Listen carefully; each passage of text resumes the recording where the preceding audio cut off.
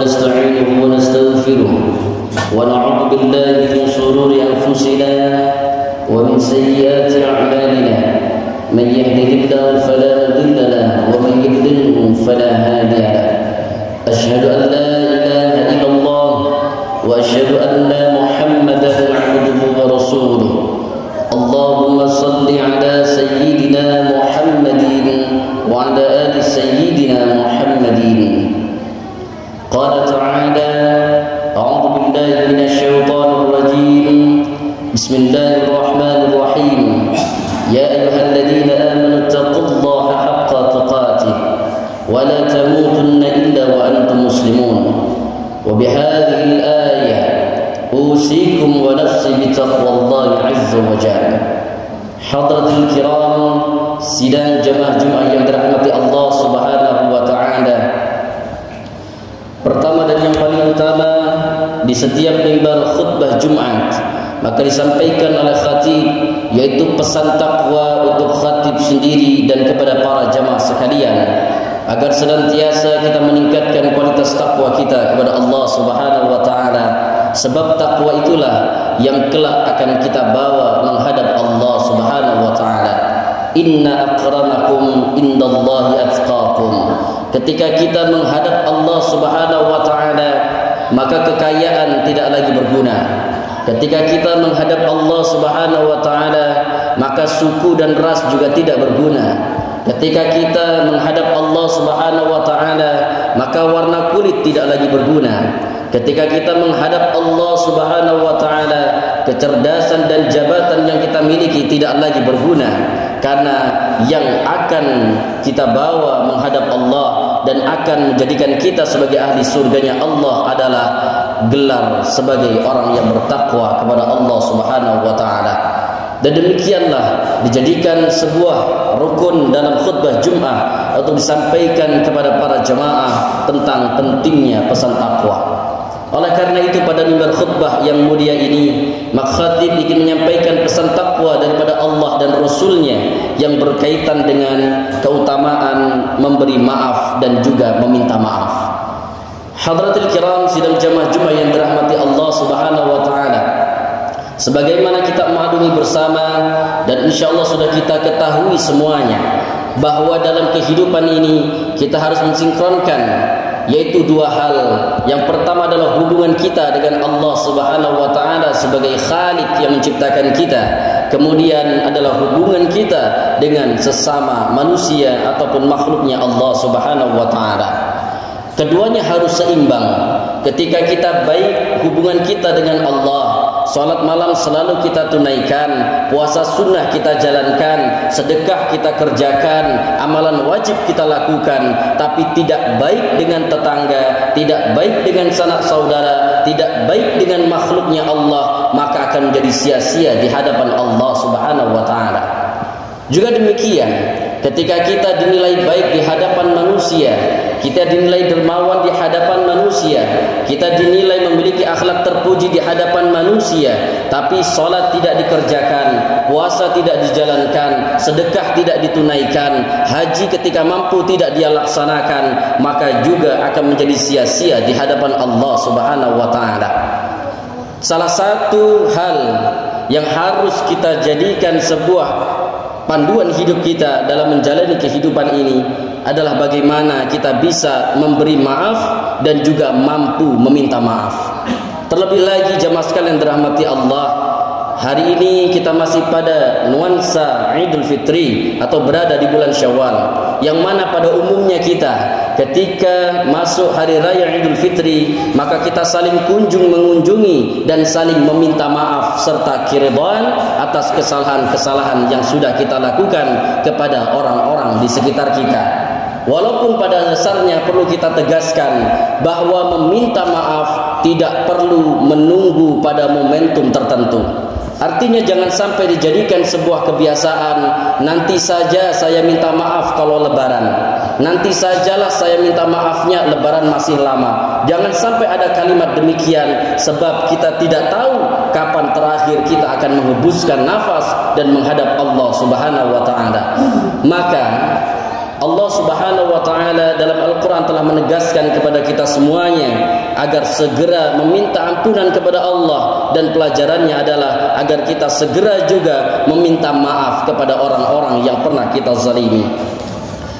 Marilah kita merujuk kepada apa yang disampaikan Allah Subhanahu wa taala dalam Al-Qur'an, surah Ali Imran ayat 133. Allah katakan, a'udzubillahi minasyaitonir rajim, wasari'u ila magfiratin min rabbikum wa jannah arduha as-samawati wal ard u'iddat lil muttaqin. Allah katakan dalam ayat ini, dan bersegeralah kamu kepada ampunan dari Tuhanmu dan kepada surga yang luasnya seluas langit dan bumi, yang disediakan untuk orang-orang yang bertakwa. Hadratil kiram sidang jamaah yang dirahmati Allah, ayat ini memberikan pelajaran kepada kita semuanya bahwa ketika kita melakukan kesalahan, baik itu dari lisan ataupun perbuatan, sengaja ataupun tidak, maka segeralah kita meminta maaf kepada orang yang bersangkutan. Kita tidak tahu batas usia orang yang kita zalimi. Kita tidak tahu sampai kapan dia akan bersama kita dan akan kita temui. Maka ketika kita merasa memiliki salah kepadanya, bersegeralah untuk meminta maaf. Sebab ketika kita memiliki kesalahan kepada Allah Subhanahu wa taala, kata Allah dalam Al-Qur'an agar kita tubu taubatan nasuha, taubat dengan taubatan nasuha, meminta ampun dengan sungguh-sungguh kepada Allah, berjanji tidak mengulangi, maka selesai urusan itu. Tapi berbeda dengan dosa kepada makhluk Allah. Ketika kita belum meminta maaf atau ketika kita belum dimaafkan, maka pintu maaf Allah juga belum dibukakan. Dengan demikian hadirin yang dirahmati Allah, meminta maaf bukanlah sesuatu yang hina. Meminta maaf bukan sesuatu yang dapat merendahkan kita. Justru meminta maaf akan menunjukkan bahwa kita adalah hamba Allah yang memiliki kerendahan hati. Bukankah kita selalu berdoa bahwasanya kita katakan, Allahumma innaka afuwun karim, ya Allah engkau zat yang maha memberikan maaf. Lalu kita katakan fa'fu anna, fa'fu anna, fa'fu anna, maafkan kami, maafkan kami, maafkan kami. Atau dalam doa kita setiap selesai salat, Allahumma ighfir lana dzunubana, ya Allah ampunilah dosa-dosa kami. Dan ketika kita memohon ampun kepada Allah, seketika itu Allah curahkan ampunannya. Lalu bagaimana kita sebagai seorang manusia, layakkah kita untuk merasa sombong di hadapan manusia yang lain sehingga kita tidak mau untuk meminta maaf? Meminta maaf bukan hanya dari yang muda ke yang tua, tapi ketika yang tua merasa memiliki salah kepada yang muda, maka perlu juga ia meminta maaf. Hadratil kiram yang dirahmati Allah. Kemudian yang kedua, berdasarkan hadis Nabi SAW dari Abu Hurairah radhiyallahu anhu, dia berkata, telah bersabda Rasulullah SAW, barang siapa pernah melakukan kezaliman terhadap saudaranya, baik menyangkut kehormatannya atau sesuatu yang lain, maka hendaklah ia minta dihalalkan darinya hari ini sebelum dinar dan dirham tidak lagi berguna pada hari kiamat. Saudaraku yang dirahmati Allah, hadis ini pula memberikan penjelasan dan gambaran yang begitu luar biasa kepada kita semuanya, bahwa ketika kita melakukan kezaliman dan itu kita sadari, maka segeralah kita meminta maaf kepada orang yang bersangkutan. Maka ketika kita bersilaturahmi saat Idul Fitri, selalu kita sampaikan minal aizin wal faizin, mohon maaf lahir dan batin. Kenapa demikian? Karena bisa jadi secara lahir kita berucap sesuatu yang menyakiti hatinya, secara lahir kita bertindak yang menyinggung dirinya, secara batin kita berpikir tentang hal yang negatif terhadap orang tersebut, maka kita katakan mohon maaf lahir dan batin. Sehingga kita ketika telah dimaafkan oleh orang yang bersangkutan, bebaslah kita daripada dosa-dosa tersebut. Saudaraku yang dirahmati Allah Subhanahu wa taala, kemudian yang kedua adalah memberi maaf. Mungkin setiap orang mampu untuk meminta maaf, tapi tidak setiap orang bisa memberikan maaf. Kenapa demikian? Bisa jadi sakitnya hati karena ucapan itu, sakitnya hati karena perbuatan itu tidak dapat lagi dia lupakan. Sampai-sampai ketika orang melakukan kesalahan kepadanya, dia katakan, sampai mati tidak akan saya maafkan. Demikianlah ucapan mereka yang tidak sadar bahwa Allah yang maha memiliki segalanya saja selalu memaafkan hamba-hambanya. Sampai Allah katakan dengan indahnya, ya ibadiyalladzina asrafu ala anfusihim, wahai hamba-hambaku yang kalian melampaui batas terhadap diri kalian sendiri, kata Allah, la taqnatu, jangan kalian berputus asa dari rahmat Allah Subhanahu wa taala, karena Allah akan membukakan seluas-luasnya pintu maaf bagi hambanya yang bertaubat. Lalu bagaimana dengan seorang hamba yang dia lemah, tidak memiliki apa-apa, ibadahnya masih setengah-setengah, kehidupannya juga tidak karuan, surganya juga belum jelas, maka dia berani mengatakan, tidak akan aku maafkan sampai mati.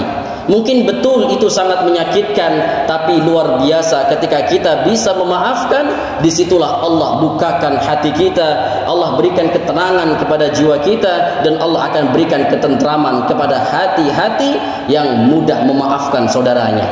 Saudaraku yang dirahmati Allah, marilah kita simak apa yang Allah katakan dalam Al-Quran.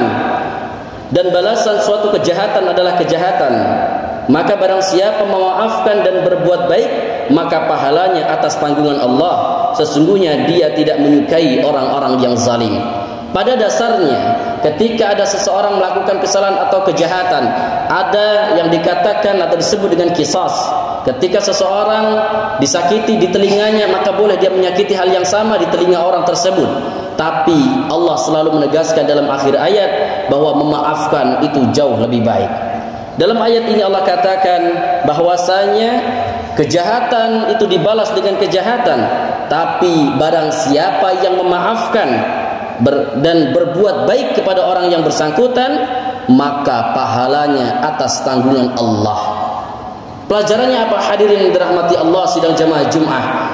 Orang-orang yang hatinya selalu terbuka untuk memaafkan kesalahan-kesalahan saudaranya, maka pahala yang Allah berikan tidak terbatas. Dan itu adalah pahala yang Allah janjikan kepada mereka yang ringan memaafkan saudaranya. Dan kita harus sadari, hadirin yang dirahmati Allah, bahwa setiap hamba, setiap manusia memiliki masa lalu yang kelam. Janganlah kita menjadi orang yang mendukung dia untuk tetap dalam keburukannya. Maafkanlah dia, lalu ajaklah dia untuk menjadi hamba Allah yang terbaik. Ketika seseorang melakukan kesalahan, maafkan kesalahan tersebut, bimbing sehingga ia menjadi lebih dekat dengan Allah Subhanahu wa taala. Bukan malah menghindari atau menjauhi atau mencelanya atau bahkan menceritakan keburukan orang tersebut kepada orang lain, karena hal tersebut malah justru akan membuat orang yang bersangkutan jauh daripada Allah Subhanahu wa taala.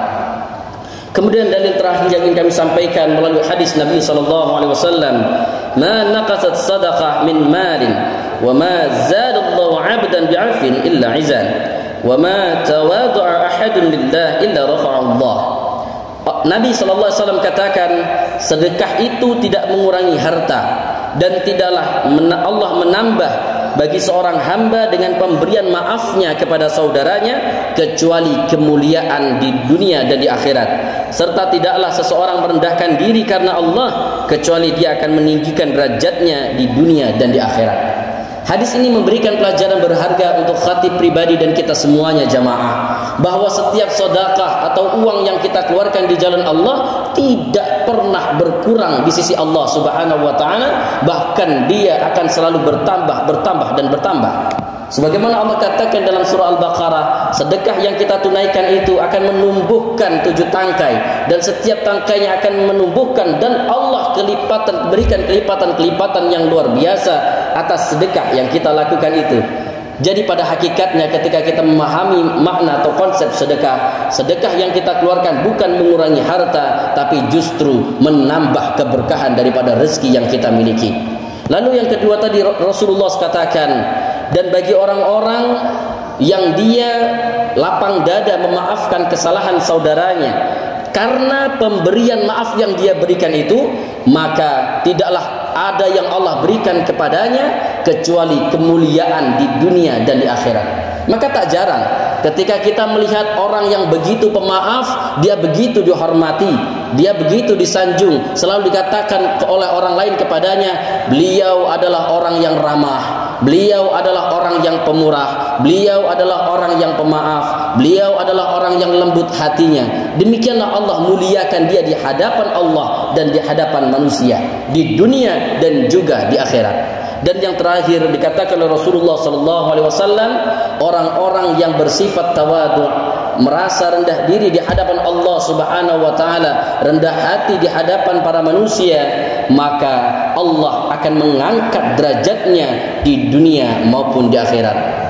Hadratul kiram sidang jamaah Jumat yang dirahmati Allah, semoga khutbah ini menjadi renungan dan manfaat untuk khatib pribadi dan kita semuanya, sehingga kita menjadi insan atau hamba Allah yang ringan untuk meminta maaf atas kesalahan yang kita lakukan, dan juga ringan memberikan maaf kepada orang yang bersalah kepada kita, sehingga kita akan mendapatkan kebaikan berupa kemuliaan dan ampunan Allah Subhanahu wa taala. Amin amin ya rabbal alamin. Hadanallahu wa iyyakum ajma'in. Aqulu qawli hadza wa astaghfirullah li wa lakum wa li sairil muslimin wal muslimat. Innallaha